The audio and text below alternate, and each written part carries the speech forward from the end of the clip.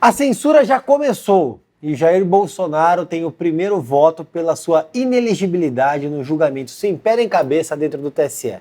Vou explicar para vocês no vídeo, mas já sabe, se inscreve no canal, deixa um like no vídeo e ativa o sininho para receber as notificações. Meus amigos, vivemos um dia alarmante, um dia caótico em termos de judiciário no Brasil.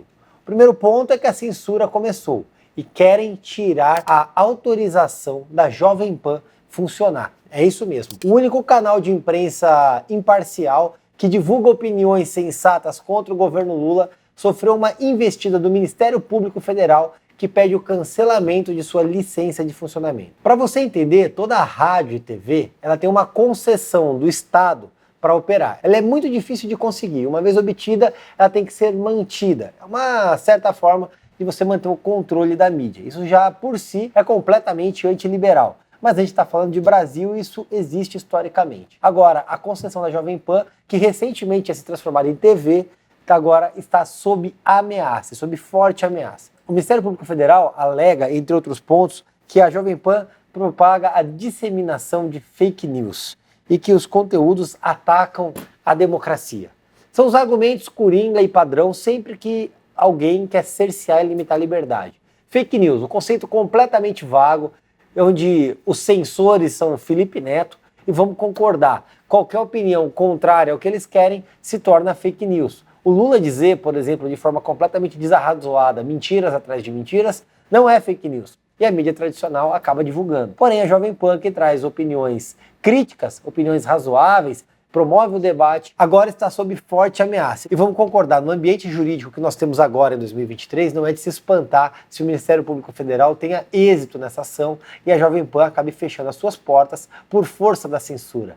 O mais engraçado é que justamente aqueles que acusaram o Bolsonaro de promover a ditadura, de promover a censura, são exatamente os que estão censurando. Mas não para por aí não, hein? A coisa escala numa forma completamente faraônica. Eles pedem uma multa de 13,4 milhões de reais por danos morais coletivo. Ou seja, a emissora divulga, a emissora traz informação, promove o debate e recebe uma multa que pode levar ela à falência por danos morais coletivos. E ainda vai além. Quer que seja obrigada a divulgar pelo menos 15 vezes ao dia informações verdadeiras sobre o processo eleitoral. O que raios seriam as informações verdadeiras sobre o processo eleitoral que eles queriam ficar veiculando 15 vezes ao dia? É pior do que o horário eleitoral, porque eles simplesmente agora querem utilizar o judiciário para manipular a grade de programação para trazer as informações que o governo quer. A gente está vivendo um futuro distópico. Parece aqueles filmes de ficção científica onde há um mistério da verdade, como no caso do livro do George Orwell. E aí você simplesmente fica impondo ali o que é verdade na cabeça das pessoas e limita a possibilidade de criar. Daqui a pouco vai vir um censor aqui no meu YouTube censurando o que eu estou falando para vocês, a minha opinião. Porque é isso que está acontecendo com a Jovem Pan neste momento. Um fato curioso, a audiência média em maio na Jovem Pan, da meio-dia às 20 horas, é de 0,46 pontos no Ibope. A Globo, 0,43. A CNN, 0,16. E a Band 0,15. Eu acho que isso faz você entender porque eles querem calar a Jovem Pan. Mas não para por aí não, hein? Dá uma olhada só no escalonamento disso. O Ministério da Verdade do governo mira em Thiago Pavinato. Thiago Pavinato é um comentarista da Jovem Pan. Se você não conhece, dá uma olhada. O Lula comemora esse resultado de PIB. Aliás, essa notícia de hoje foi um verdadeiro banquete de feno para a Jumentalha que dá sustentação, pelo menos moral, para um governo tão imoral. É como se, retomando a história da minha mãe, é como se eu olhasse a minha vida e não desse importância para minha mãe. É o que o Lula está fazendo com o agro. É como se eu dissesse aqui que eu consegui fazer o ensino médio com tranquilidade, sem ter que trabalhar, falando assim, que a minha mãe era uma fascista. Por que disso? O apresentador fez um comentário sobre Flávio Dino. Os serviços prestados à sociedade brasileira pela Jovem Pan preenchem muitas páginas da história do Brasil desde o século passado, mas somente agora está sob ataque. Justamente por ousar ser aquilo que se espera de um veículo de imprensa, ser livre, independente e ser sempre crítico. Esse editorial não se resume em uma defesa da Jovem Pan, é uma defesa para que você não seja calado. Não importa se você é de esquerda, direita, centro ou apolítico, defender o fechamento de um veículo de imprensa é um atentado contra a democracia que somente se viu em regimes fascistas, nazistas, soviéticos, enfim, toda sorte de regimes autoritários.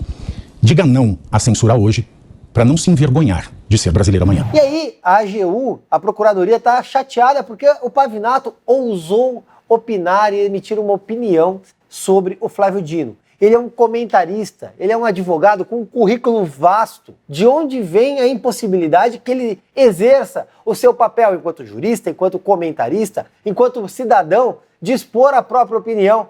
E aí agora está na mira da AGU porque ele simplesmente cumpriu a função e a prerrogativa dele durante o programa, que é simplesmente opinar. Ou seja, se a opinião é contrária, vem a censura e cala e persegue e destrói a vida da pessoa. Daqui a pouco vão querer bloquear a conta do sujeito, vão querer proibir ele de explanar, vão fazer ele gravar um vídeo pedindo desculpa. Até onde pode ir a mente mirabolante dessa gente para impor a censura sobre terceiros? Isso é inconcebível, é inaceitável. Essa manchete por si só dá notas do mundo escatológico que nós vivemos com apenas 6 meses de governo Lula. Ele não está indo apenas atrás do seu dinheiro, ele está indo atrás da sua liberdade. Não tem dinheiro que pague isso. Não basta corromper, ainda querem calar. Mas não para por aí não. Agora a coisa ainda é pior. O relator do processo que pede a inelegibilidade do Bolsonaro, o Benedito Gonçalves, que é amigo do PT, é o cara. Missão dada, missão cumprida. Dá uma olhada no vídeo. Ele votou pela inelegibilidade do Jair Bolsonaro. E não para por aí não. Antes de eu exarar minha opinião, eu vou pedir para você, com muita calma, assistir o vídeo dele. Põe 2 vezes se você quiser, mas vê agora abaixo. No mérito, julgo parcialmente procedente o pedido para condenar o primeiro investigado, Jair Messias Bolsonaro, pela prática de abuso de poder político e de uso indevido de meio de comunicação nas eleições de 2022, em razão de sua responsabilidade direta e pessoal pela conduta ilícita praticada em benefício de sua candidatura à reeleição para o cargo de presidente da República. Declaro sua inelegibilidade por 8 anos seguintes ao pleito de 2022. O argumento do relator, na verdade, escapa completamente do mundo jurídico. Ele fica no universo político e parece, na realidade, uma denota eleitoral, uma piada de mau gosto sobre o que seria a função do judiciário. Mas, entre outras coisas, depois de muito peneirar, eu notei que ele usa as palavras abuso de poder econômico e o uso indevido dos meios de comunicação. Resumindo, qualquer coisa que o Bolsonaro fez foi abuso. Ele que gastou menos que todo mundo na campanha, mas aparentemente exerceu de forma assodada o uso do dinheiro. Nas gestões PT, aquela farra que era com o dinheiro público, não acontecia nada. E aí a gente para e olha, a Dilma Rousseff sofreu um impeachment em 2016. Ela não está inelegível. Uma manobra feita com a presença do Lewandowski no Senado Federal tornou ela elegível. Ela disputou a eleição em 2018 e perdeu. O TSE desrespeita, inclusive, o próprio precedente no caso Dilma e Temer. Mas, aparentemente, não importa o precedente da corte, não importa o entendimento.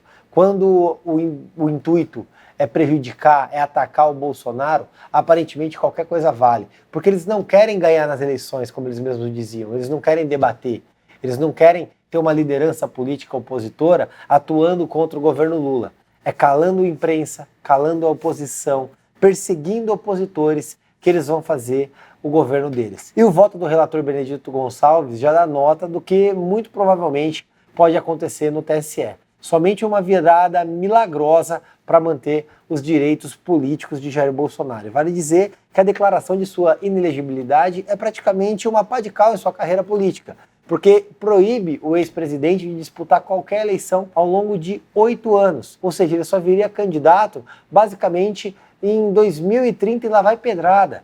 Ou seja, anulando qualquer hipótese dele voltar ao cenário político. Como a gente vê, para o PT não basta a vitória, tem que ter requintes de crueldade, tem que ter requintes de maldade. E não importa o que esteja em jogo no ambiente democrático, no Estado democrático de direito e na própria legislação.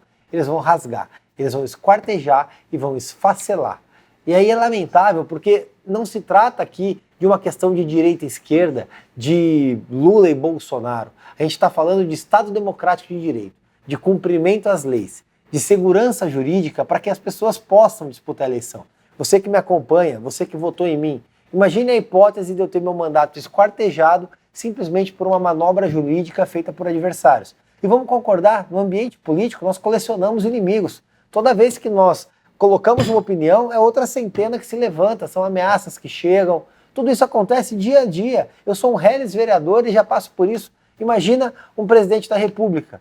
A questão é que o inimigo é o PT. E aparentemente, contra o PT, ou melhor, quando o inimigo é contrário ao PT, vale tudo. E só para você entender, fica a opinião do presidente Jair Bolsonaro.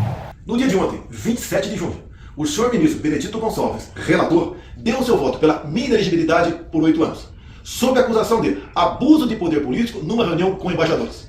Agora, o autor da ação é o senhor Carlos Lupe, presidente do PDT e atual ministro da Previdência Social do Lula. Veja o que ele disse há poucos meses sobre esse mesmo assunto.